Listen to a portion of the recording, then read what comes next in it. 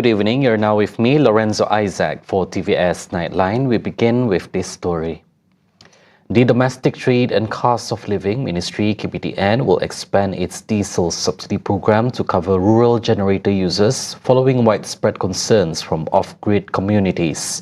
The regulatory expansion will plug a gap in the Budi Mandani program, which originally restricted eligibility solely to registered diesel vehicle owners. Sarawak KPTN Director Matthew Dominic Marin confirmed the policy adjustment during a press briefing in Petrajaya today. He notes that internal geographic challenges leave numerous interior longhouses entirely dependent on diesel generators for daily power upgrades. Sebab kalau di luar bandar, kita ada juga projek penyeragaman harga, iaitu projek pengedaran barang perlu seperti diesel, petrol, minyak masak, tepung, gula, LPG ini. Diesel tu satu daripada 7 item itulah. Dan kita juga ada mengedarkan, kita melatih transporter untuk hantar pergi kawasan luar bandar. Ministry officials are also undertaking a reassessment to widen subsidy transfer provisions to extended family members beyond current spousal and sibling caps. The agency admitted recent technical glitches prevented several applicants from completing registration owing to lags in the Road Transport Department database. To mitigate delays, residents are urged to seek immediate on-site registration assistance at all regional KPTN branch offices. Jadi kita menjemput semua pemilik kenderaan, syarikat-syarikat yang berkenaan datang ke KPTN ataupun mohon secara dalam talian dalam portal mysubsidy.kptn.gov.my. So mohon dan semak kelayakan kenderaan masing-masing supaya dapat menikmati subsidi diesel yang kita telah sediakan. SIBU has been officially chosen to host the main Sarawak Day 2026 celebrations with a 3-day program scheduled to run from July 20th to the 22nd. Premier Datuk Peninggi Tan Sri Abang Johari Tun Openg is expected to attend the celebration after an official invitation was extended during a courtesy call by the event committee today. The 3-day program will feature a wide range of inclusive activities designed to foster public participation and statewide unity. They include the official Sarawak Day exhibition, an interfaith Thanksgiving ceremony, a unity walk, a town hall session, and a large-scale community concert. Key officials attending the briefing included Transport Minister and Event in Charge Datuk Sri Lee Kim Shin, along with Deputy Urban Planning Minister Datuk Len Talif Saleh.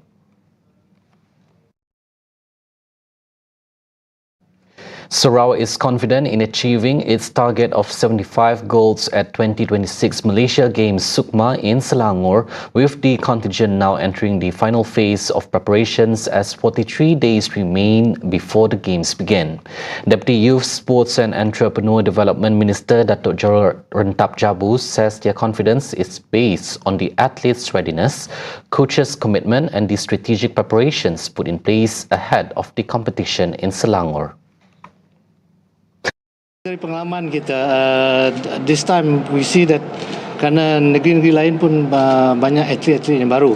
Kita pun ada maybe around about 30% atlet yang telah dengan SUMA, yang selain tu baru. Tapi dari segi persiapan dan juga komitmen mereka, I feel that we are quite confident dapat to achieve our target lah.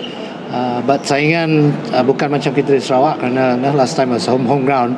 Kali ini pun melihat daripada di mana kita tempat-tempat pertandingan itu ada tempat yang jauh-jauh. So we are also facing some challenges in that sense. He adds that the final tactical plans will be finalized as soon as the athletes' shortlist is confirmed tonight and the official draw is completed on July 9.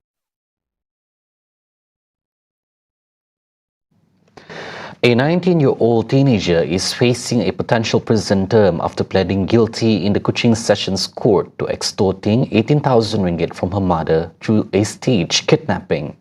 The accused now awaits sentencing after admitting she faked the entire plot and claimed her life was in danger to force the ransom payment.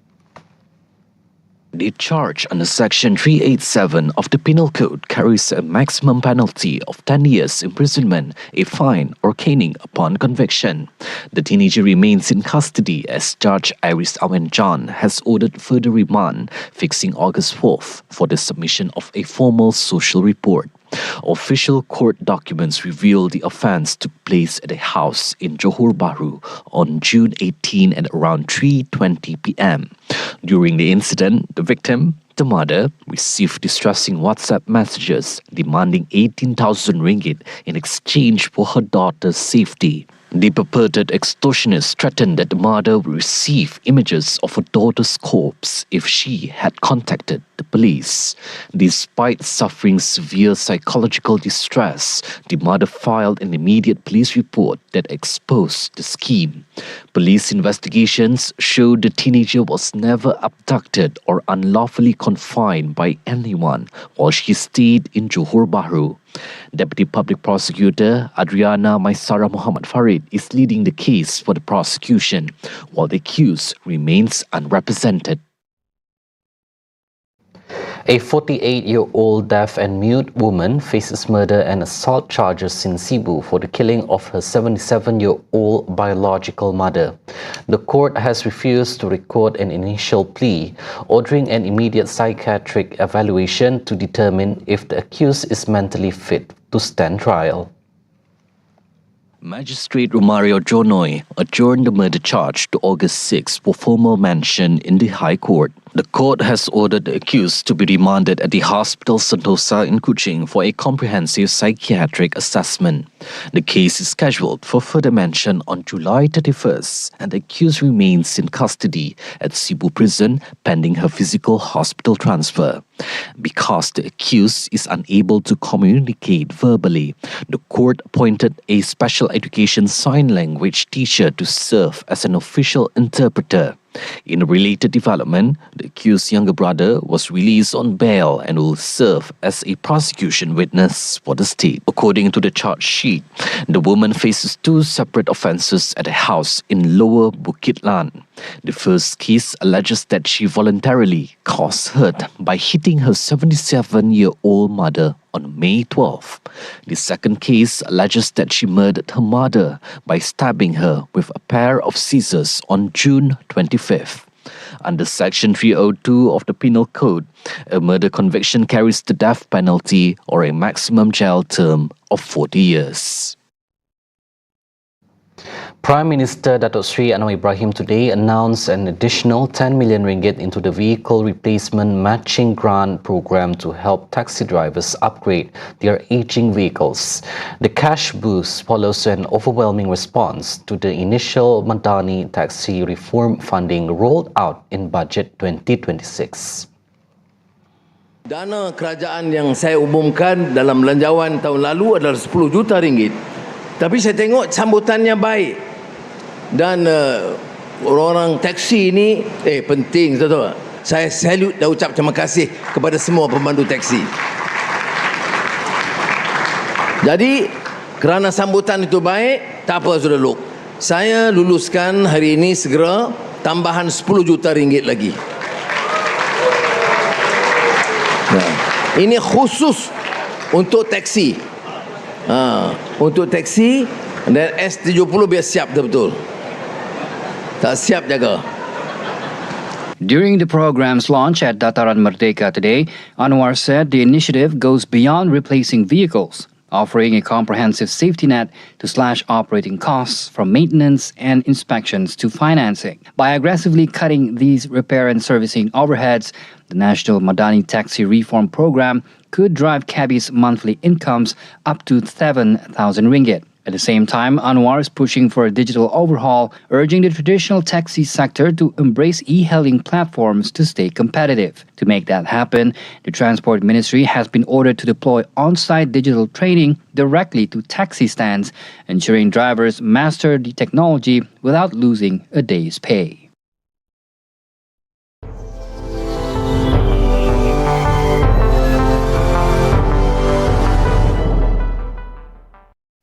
Ukraine says at least 30 people have been killed in a massive Russian barrage on its capital Kiev on Friday.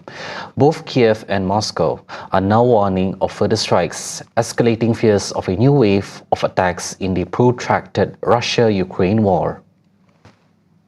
Ukrainian authorities say the death toll rose after more bodies were recovered from the rubble of a destroyed apartment block in the capital. President Volodymyr Zelensky says Ukraine will definitely respond. Росія є по цивільним цілям виключно для того, щоб змусити Україну здати свою державу, змусити людей розколоти, зробити розкол між цивільним суспільством і армією. Це те, на що вона розраховує всю війну. Цього не буде. Дякую. Чи буде відповідь за цю атаку Росії? Безумовно. Russia fired nearly 500 drones and dozens of missiles overnight, targeting residential areas and infrastructure.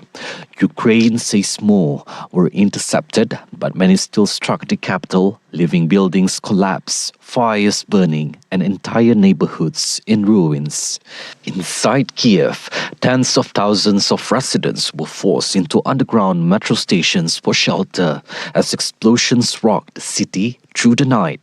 A survivor has described the terrifying moments as she and her son tried to escape the bombardment. Дуже страшно. Я боялась, що я не зможу захистити сина. Я його тримала, старалась, і, Боже, і бігти не можу, і ноги трусяться, руки трусяться. Куча людей, і всі хочуть врятуватися, і було важко. І там зайти теж важко було. І вийти важко було. Я вже життям прощалась, але дякую Богу, що беріг. The European Union is now moving to propose new sanctions against Moscow, while calls grow for more air defense support for Ukraine, including US-made Patriot systems. The UN has condemned the attacks, saying strikes on civilians violate international law and must stop immediately. Meanwhile, the Kremlin says it will continue to step up pressure on Kiev, signaling no let-up in the conflict.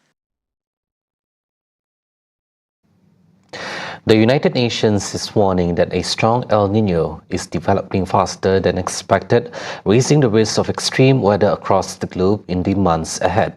The World Meteorological Organization WMO says El Niño has already formed in the tropical Pacific and is expected to strengthen rapidly between July and September. The climate phenomenon El Niño warms ocean surface temperatures, disrupting global weather patterns and increasing the risks of droughts, torrential rain, flooding, and dangerous heat waves. Forecast models show sea surface temperatures could rise more than 2 degrees Celsius above normal in key parts of the Pacific. The WMO warns the impact could be widespread, with hotter than average conditions expected across most populated regions of the world, while rainfall patterns shift dramatically from one continent to another. The last El Niño helped push 2023 into the second hottest year on the record. That is before 2025 became the hottest year ever recorded. The UN agency stresses that while climate change does not appear to increase the frequency of El Niño, it does intensify its impacts as warmer oceans and atmospheres provide more energy for extreme weather events. In Peru, authorities have declared a 60-day state of emergency in 800 municipalities, with more than 9 million people warned of a high risk of flooding and landslides as heavy rains approach. Thus, the WMO is urging governments to act early, stressing that timely warnings and preparedness are key to reducing impacts on lives and economies. Those were the updates on TVS Nightline. I'm Lorenzo Isaac. Thank you for watching and have a good night.